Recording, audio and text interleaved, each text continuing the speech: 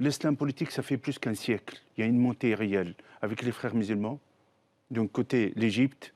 Moi, je ne l'appelle pas les frères musulmans, ce sont les frères du diable. Alors, qui sont ces hommes? Voilà. Qui sont ces types-là? Voilà. Ce Hassan Banna, pour moi, c'est le monstre, la personne qui a fait autant de tort à l'islam, de donner cette idéologie de la confrontation, de le khilafa. La réalité, il utilise le sacré à des fins politiques seulement pour manipuler les personnes ignorantes et manipuler au nom de certaines causes, comme la cause palestinienne et d'autres causes. En même temps, moi j'ai un proverbe, s'il n'y avait pas les frères musulmans, tous les musulmans sont des frères.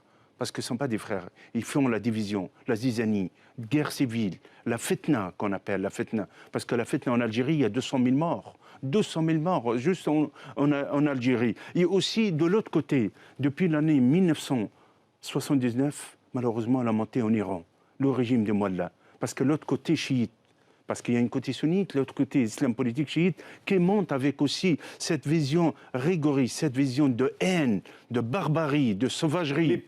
La France. Pourquoi la France? Parce qu'il y a une communauté importante musulmane en France. Ça, c'est très important. Le plus important nombre de musulmans en Europe, en Occident, c'est en France. Dans ce cas-là, il est confronté. La France a trouvé des solutions. Deuxièmement, il y a l'ingérence étrangère. Ils ont besoin de prendre en otage ces musulmans à leur fin politique, renseignement, et en même temps, c'est une carte de pression. De l'autre côté, les Turquie, on a vu dernièrement la confrontation des appels de haine d'Erdogan, de l'islamisme d'Erdogan.